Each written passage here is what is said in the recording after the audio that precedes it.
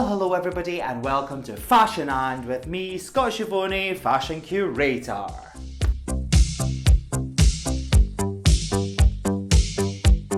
Now last week I posted on Instagram that Fashion and was taking a break as I was on holiday in the motherland. Having spent time with friends in Glasgow and family in Fife, my husband and I ventured north to Loch Ness. Mesmerised by the romanticism of the Scottish Highlands, the theme of this episode is fashion and tartan.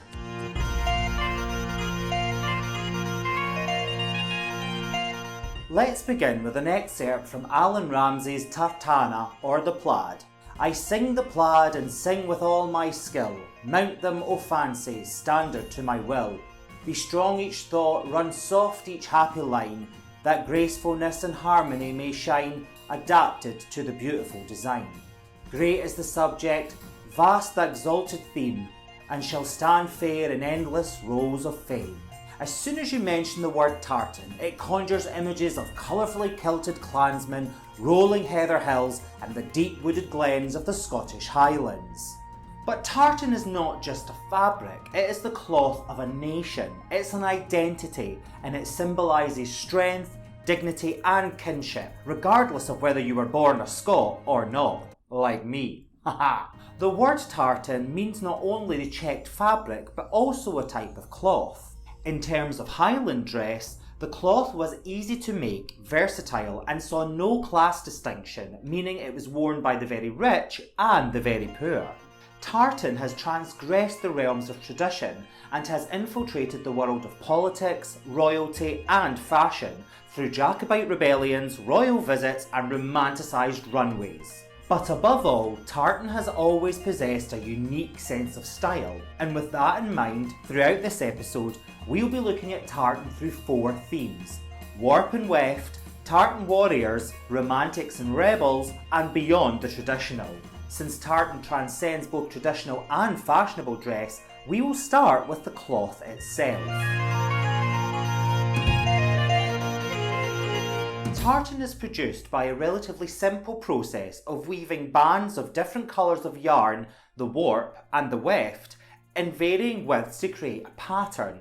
In its simplest form, a tartan can be woven from as little as 2 different colours in equal widths. By adding more colours and varying widths, a richer, more complex design can be achieved. The thing that distinguished tartan from any other woven cloth is of course its colour combinations. In the pre-industrial era, Highland weavers would have sourced their dyes from the various plants, flowers and minerals that were readily available within the local area. During this period, the different tartans would have been indicators of where they were produced and not which clan produced them. Tartans function as a badge of specific clan identity, and the desire to attribute specific patterns to particular family names did not start until much later. The naming and registration of official clan tartans began on the 8th of April 1815, when the Highland Society of London resolved that all the clan chiefs each be respectfully solicited to furnish the society with as much of the tartan as his lordship's clan as will serve to show the pattern and to authenticate the same by attaching thereunto a card bearing the impressions of his lordship's arms. In 1842, 2 English brothers, John Carter Allen and Charles Manning Allen, who claimed to be the grandsons of Prince Charles Edward Stuart, published the Vestarium Scoticum, one of the first publications identifying clan tartans. By the late 19th century, tartan as a definitive indicator of clan identity was firmly established and included variations such as dress, hunting and even mourning tartans. Deriving from the Latin Jacobus, meaning James, the Jacobites supported the restoration of the House of Stuart to the British throne. The Catholic King James II and VII was forced into exile after the Glorious Revolution of 1688, when the British Parliament invited the Protestant William of Orange and his wife Mary, King James's daughter, to invade England. Supporters of the Catholic King James, the Jacobites, believed monarchs were appointed by God and ruled through divine right, making William and Mary's claim to the throne illegitimate. The Act of Union in 1707 dissolved Scotland's Parliament and ensured the British throne would pass to the Hanoverian George I. Tartan had become the uniform of the Jacobites as Scots across the country started to use tartan as a symbol of their political protest. Of the many Jacobite revolts staged throughout the early 18th century, the Battle of Culloden in 1745 was their final blow. The crushing defeat of Bonnie Prince Charlie and the Jacobites led to the Dress Act of 1746, banning all forms of Highland dress other than within the military. In 1815, when Scottish troops entered Paris after the defeat of Napoleon at Waterloo, women across the city were mesmerised by the kilted soldiers. Many wondered what they wore underneath. Saucy little minxes. And of course their presence in the city created a craze for all things tartan and Scottish. The Highland clearances from around 1750 to 1860 forced the eviction of inhabitants of the Highlands and resulted in the destruction of the traditional clan society which had facilitated the Jacobite uprising. The brutality of these actions helped to galvanise the romantic notion of tartan, symbolic of a brave nation persecuted and destroyed. Throughout the history of fashion, tartan has been used to express and evoke both the romantic and the rebellious. Novelist and poet Sir Walter Scott, a leader in the literary Romanticism movement, created a revival of interest in the Scottish Highlands. Born in 1771, during the period of transition between the Age of Enlightenment and the Age of Romanticism, Scott was educated in Edinburgh and trained as a lawyer. He was an active member of the Highland Society, the Royal Society of Edinburgh, and the Society of Antiquaries of Scotland. In 1814, he published his first novel, Waverley, where he reimagined Scotland for a new age. Instead of Jacobites being rude barbarians and treacherous fifth columnists, Scott reimagined them as mistaken idealists and noble savages, and tartan became a symbol of their ideology. The visit of George IV to Scotland in 1822, the first visit of a reigning monarch in over 200 years, was a turning point for tartan. With the help of Walter Scott, the king had been persuaded that he was not only a Stuart prince, but also a Jacobite Highlander, and could rightfully and properly dress himself in the cloth of the Highlanders. In July 1822, the king placed his order with George Hunter & Co of Edinburgh for a tartan ensemble costing £1,354 18 shillings, the equivalent of £120,000 today. That's quite a lot to spend on a kilt. The ceremonial displays of tartan pomp and pageantry had a lasting influence and elevated tartan and the kilt to become part of Scotland's national identity.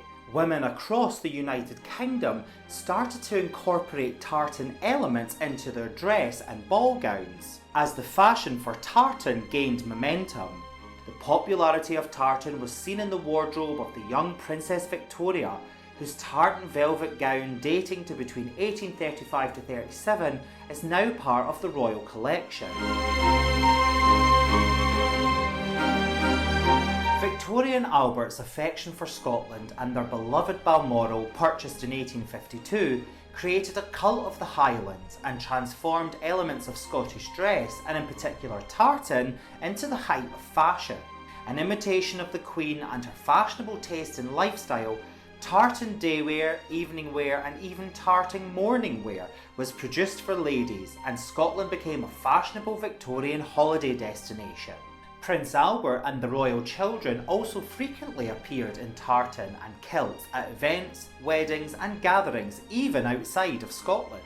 The royal couple created their own tartans, including the Balmoral tartan, named after the royal residence and reserved exclusively for use by the royal family.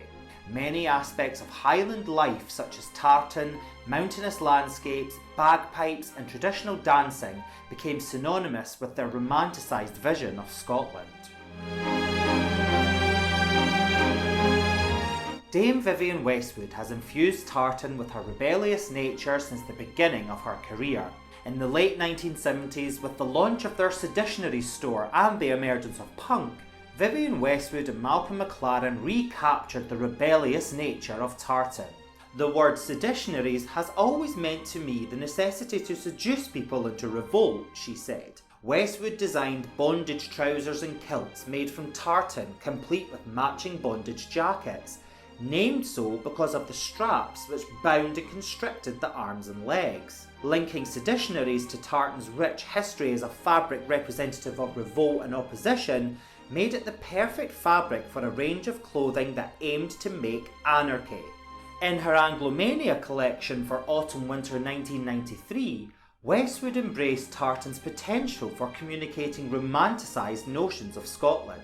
Linda Evangelista graced the catwalk head to toe in tartan, mixing together different patterns, styles and textures, reminiscent of 18th century portraits of Scottish nobility. The mixture of woven tartan wool, knitted argyle patterns and mohair evoked the rugged landscape of the Scottish Highlands. Kate Moss closed the show in a floor-length tartan gown with bustier and tartan veil. Mixing the romantic with the rebellious, the tartan veil was reminiscent of the arrasade, a large, oversized shawl worn as part of traditional female Highland dress, and the bustier cut so it skims the edge of the nipple. Oh, risque!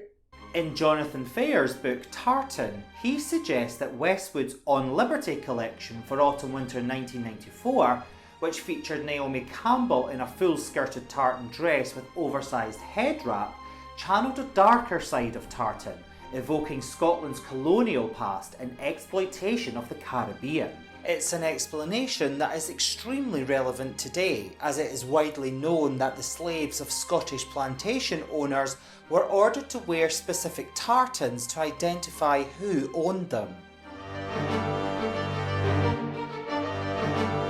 One designer who rejected the romanticism of tartan to channel its darker side was Lee Alexander McQueen.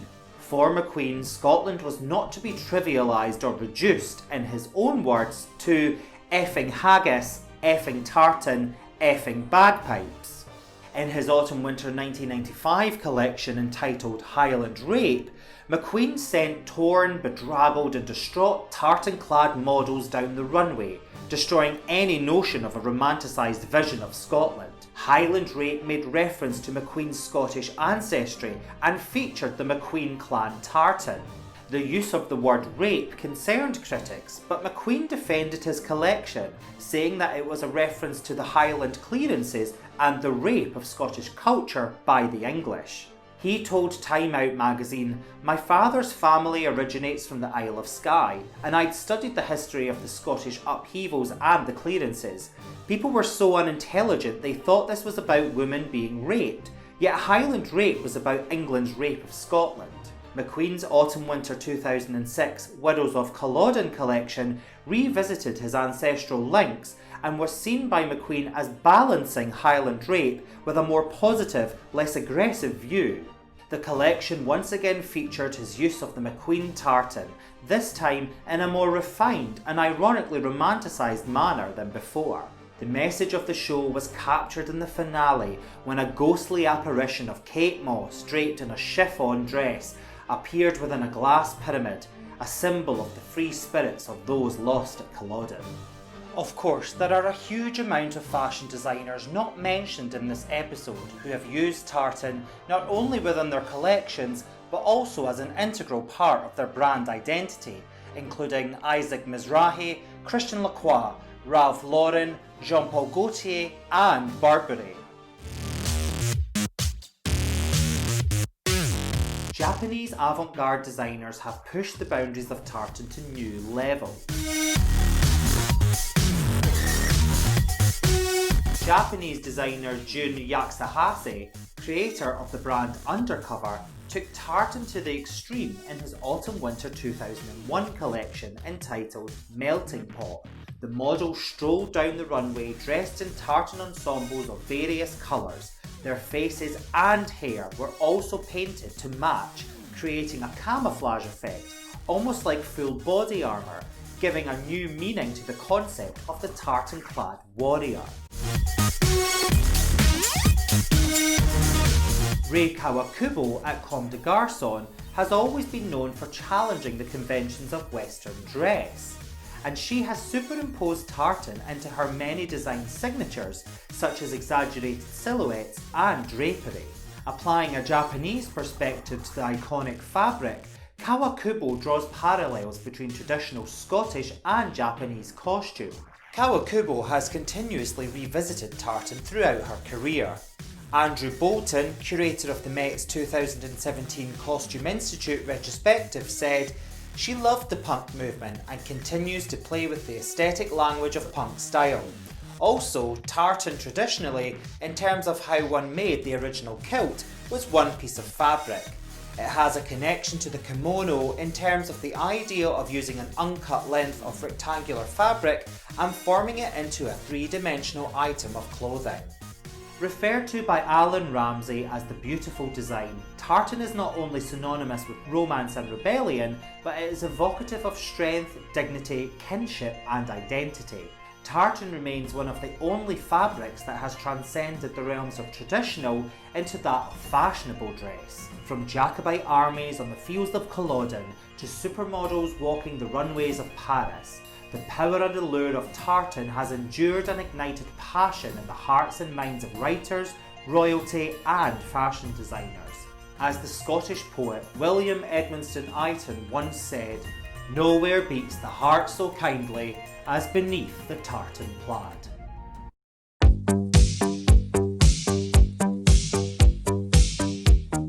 Well, that's it for today's episode. I hope you enjoyed the romantic and rebellious world of fashion and tartan. Season 1 of Fashion And is available to watch. Just click on the playlist section and you'll find each episode there. Episodes 1 and 2 of Season 2 of Fashion And are also available. You'll find the links for both these episodes in just a tick at the bottom corners of your screen. So just before you run off to search for your family tartan or call your clan to arrange a catch-up, please like, comment and share. And please don't forget to subscribe so you don't miss a thing from Fashion And with me, Scott Schiavone, Fashion Curator.